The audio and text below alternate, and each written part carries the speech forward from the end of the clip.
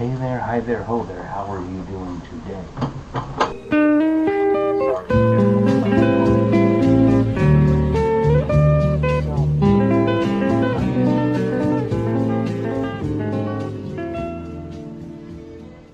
I made a post on Facebook about homelessness in America and how, because of the homeless people in the area that I live in, um, they're preying on elderly women in my community. Um, Not going into a whole lot of detail, but I have learned that at least three elderly women have been targeted by these homeless people and are now losing, at least one of them is losing their apartment and being evicted because of it. And so I had made a post about it on Facebook in my town's group page, and people are jumping all over me. Like, how sad is it that homelessness in America is so bad that people just don't care? Like, I had one person tell me that because Lucille Ball made a movie about it in the 80s that it's nothing to worry about. It's nothing new. Yeah, nothing new. Considering the fact that homelessness in America started mainly around the Great Depression. And if you don't know when the Great Depression is, go do some Googling, go read up on your history. But homelessness in America really started then during the Great Depression. And if you want my opinion, I don't think we really got out of that depression. We, as a country, stayed there. And I'll tell you why. The average household in the United States spends approximately $61,000 to $78,000 annually, or roughly $5,000 to $6.5 thousand per month just on living expenses. Now, housing, of course, is the largest expense, averaging almost anywhere between $1.7 thousand to $2.3 thousand monthly, with significant regional variation, such as if you live in Hawaii, it's the most expensive at $141,127 annually, or right now Oklahoma being the cheapest at $66,284. Average monthly expenses for a household is housing, which range from anywhere between $1,784 to $2,302. Transportation, which ranges anywhere between $818 to $1,167. Food, which ranges from anywhere from $600 to $900. Healthcare, which is roughly $431, and utilities, which is roughly $380 to $400. And these are monthly expenses. The factors that influence the cost of living is your location, your household size, and of course, inflation in the economy. More coastal states, like California, Massachusetts, Hawaii, Florida, are significantly more expensive than your more rural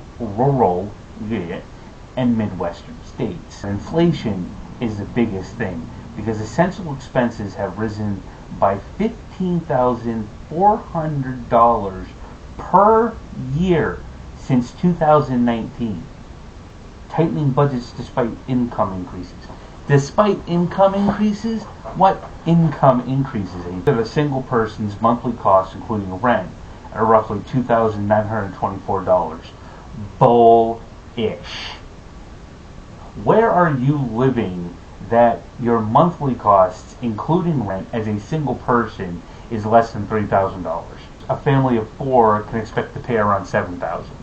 I think it's a little bit more. I don't know who's coming up with these numbers, but again, I got this from a simple Google search. Odd how you people don't know how to use Google.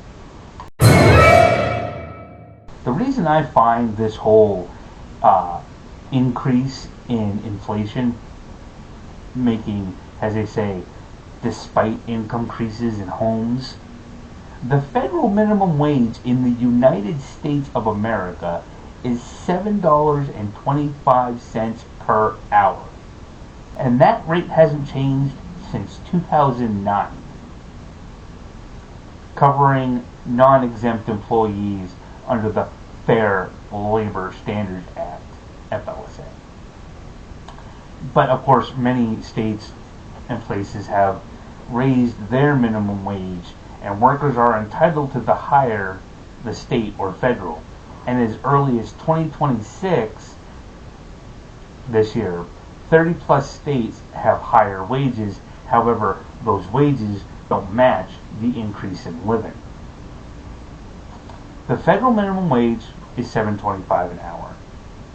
And right now, the highest rates minimum wage wise is in California and Connecticut and Washington, with there being anywhere but roughly $17 an hour in those areas. In places like Alabama, Louisiana, Mississippi, and South Carolina and Tennessee, there are no state mandated minimum wages, and they only rely on the federal rate. And tipped employees, now this is funny, tipped employees under federal law allow a cash wage of $2.13 per hour for employees, providing that the tips make up the difference to reach $7.25. So all you waitresses out there asking us to tip you more, you waiters, asking us to tip you more, you DoorDash drivers, asking us to tip you more, get a better paid job. I'm sorry, what else do you want us to tell you? Because everybody's making $7.25 an hour, or maybe a little bit more, and nobody can afford jacky squatty in this economy. Congress last passed to increase the federal wage in May of 2007. Who was president in 2007?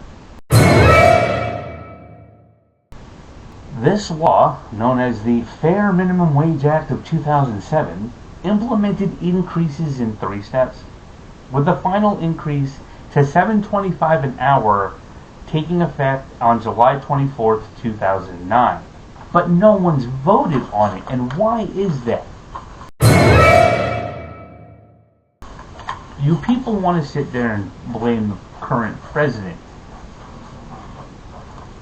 The president has nothing to do with the House of Representatives. The president has nothing to do with Congress. These people that are in these positions are purposely holding us at $7.25 an hour. Now I want you people to do a little mathematics here. If a family of 4 has to pay almost $8,000 a month in household expenses, how many hours do you have to work a week at $7.25 an hour? Yeah. You're going to be living your life doing nothing but working. And you better make sure your kids can work too, because a family of 4 is going to need all 4 of you to work at $7.25 an hour. So think about this. Homelessness is caused by the government. The government wants to make us homeless. They want us to be more dependent on them. No matter how much you people bitch, moan, and protest, Starbucks is not going to pay you $23 an hour. McDonald's is not going to pay you $23 an hour. KFC is not going to pay you $23 an hour. People, you need real jobs. I know. I've been through the job industry. I've gone to different jobs and tried to live in America. Was I homeless? Yes. Was it by choice? 2 out of the 3 times, yes. But we won't go into that. But I was homeless, and I was able to build my way out. And it wasn't from any help with the government. I had to do it on my own. I had to go through the proper channels and certain organizations to get to where I am today. And even now, this isn't stable living, because, like I've been told before, it only takes one bad day one missed paycheck, one bad decision, and you, my friend, could be out on those streets. Now, I've got people telling me that there are children who are homeless, and I'm sorry, there's a difference between being homeless and being on the streets. Now, I know for a fact there are no children on the streets right now. People that are out on the streets are choosing to be out on the streets. They're choosing their addiction over trying to better themselves, and no matter how much you talk to them, an addict is not going to change unless they want to. If you don't think that the government is the reason for the homelessness in America, you, my friend, are blinder than Stevie Wonder and Ray Charles walking through a cave. Because that analogy works. We need to take care of this problem, and what we need to do is we need to get our state governments to open up shelters, not give housing to these illegals and these people who have been coming from other countries. We need to open up shelters for the people who need the help and get these Americans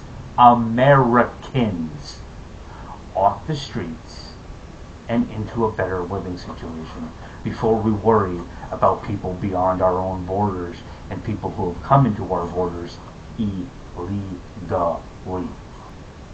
Our veterans, our citizens should come first.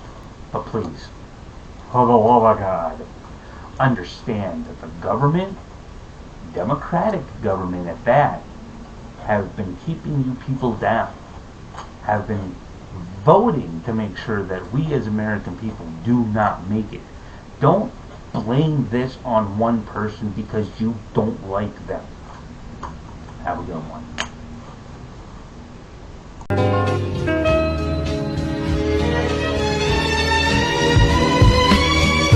Before taxes, mind you.